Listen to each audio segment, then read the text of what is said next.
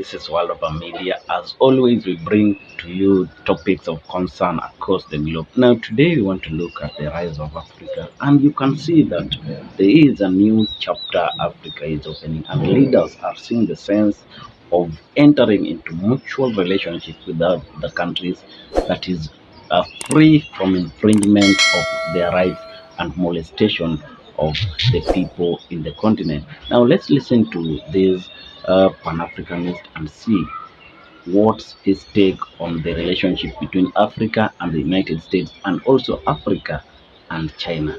Is it west, or are we headed to the east? Now, let's get to work. In a truly fair, free and peaceful world, democracy takes many forms of expression, not only one. I believe democracy is a government in which all the people participate, in which the interests of the people reign supreme, in which their country's sovereignty, their country's honor is at the top.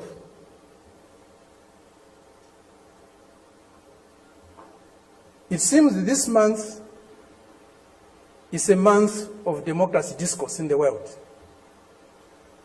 At the end of this month, there will be a conference in Lusaka, or a summit in Lusaka, Zambia, my country,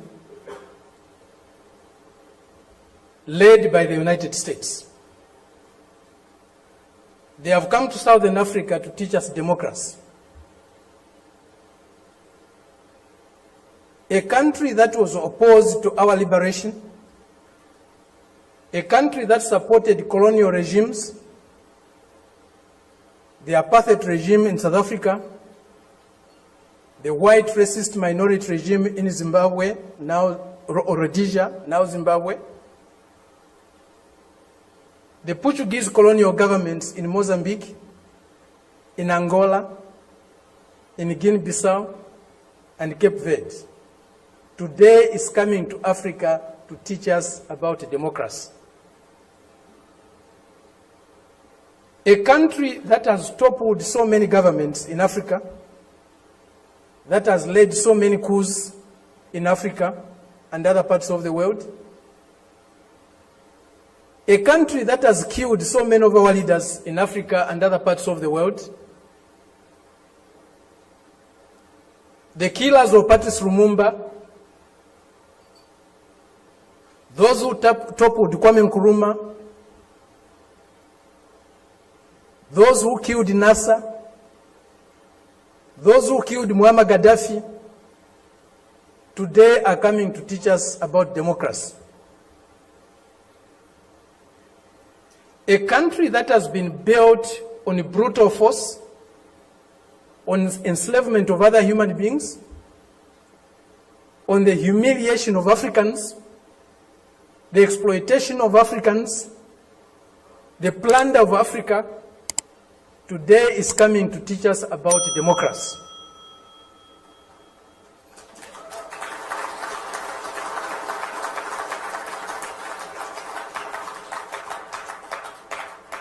That's the arrogance, the imperialist arrogance, the racist arrogance that we are subjected to. We cannot have democracy where there is hegemony of the strongest, mightiest imperialist power. We cannot have democracy where a country's resources, a country's decisions are dictated to by another country. A country that is dominated by another country cannot be democratic. A country that lacks sovereignty cannot be democratic. A people that cannot decide for themselves cannot be democratic. A colony, a neo-colony cannot be democratic. That's why today, even at the United Nations, membership is on the basis of sovereignty. Only sovereign nations can be members of the United Nations, because only sovereign nations can decide for themselves. A colony cannot be a member of the United Nations. It's not by accident. It's not a mistake. If you have no respect for the dignity of others, if you have no respect for the sovereignty of other countries, you cannot claim to be a champion of democracy. They used to say, all roads lead to Rome. Today we can confidently say,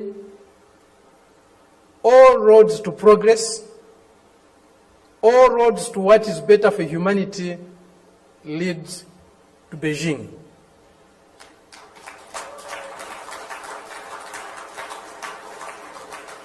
This is a country, this is a people that have developed themselves, that has developed itself without colonizing any country in the world, without plundering any country in the world, without subjugating any people in the world.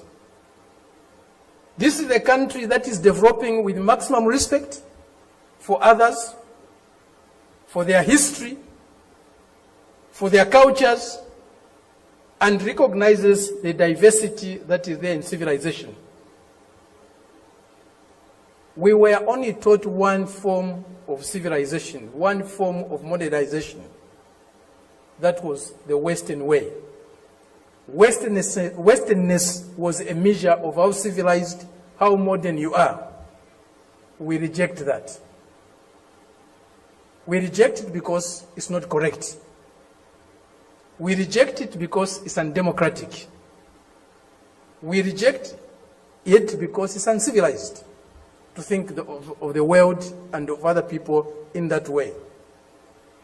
Today, they cannot accept the fact that China has caught up with them. China is about to surpass them in many areas of human endeavor. The imperialist arrogance is inhibiting them from accepting that reality. The racist arrogance is inhibiting them from accepting that reality. But the world is changing. The changes we are witnessing today, as President Xi said in Moscow recently, or the other day, they have never been seen in 100 years. They have shaped a world that they themselves today are scared of.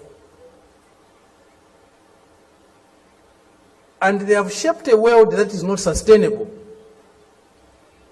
Democracy, human development is not sustainable on the basis of plunder, on the basis of enslavement, on the basis of humiliating other people every day.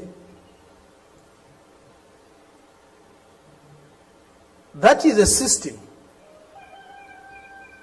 we are seeing today, a system that will not survive if plunder is eliminated, if subjugation of other peoples, other nations is eliminated, if inequality in the world is eliminated.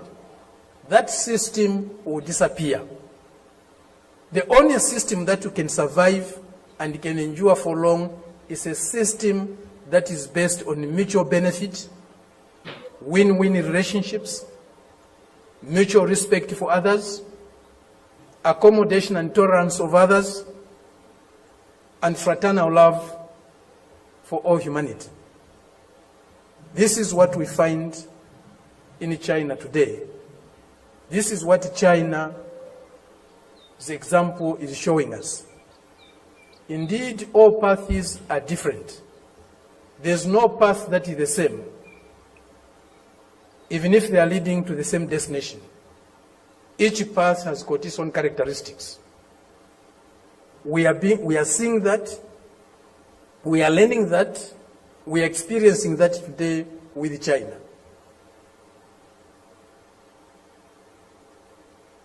There are many things that need to be done to get the world that we want. A more just, a more fair, a more peaceful world is possible, but it won't drop from the skies. We have to struggle for it.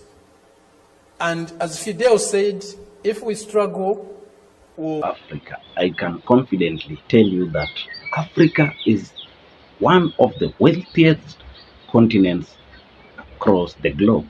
And from the argument of this renowned journalist, we want to do a comparative analysis of who are the friends of Africa and who wants the best for Africa. Africa must rise, and the spirit which is within Africa now is that Africa is changing its ways of doing things, and it is rising, and it is on the path of returning back its glory. Now let's do a comparison on the relationship between Africa, the United States, and also with China, as have been done with the speaker. Now, from the United States, Africa hasn't been getting its equal share. It has not been an agreement whereby brother to brother help, where you give someone what he or she deserves. From all this, we have seen even the relationship getting worse, to killing even our sons of the soil. For instance, Gaddafi was killed, and Gaddafi was someone who was dedicated to changing Libya, and he wanted Libya to be amongst the best countries across the globe. Was this a threat to the nation, or was this a big blow to the United States that they had to eliminate Gaddafi? This is a question that should be answered, and for us to see who are we to the United States of America. What exactly do they want Africa, or where exactly do they want Africa to be in the near future? Do they really mean well for Africa? As compared to China, where recently we have had mutual agreements and relationships where one benefits or gets what he deserves. It has been a partner relationship where we do business as equal partners.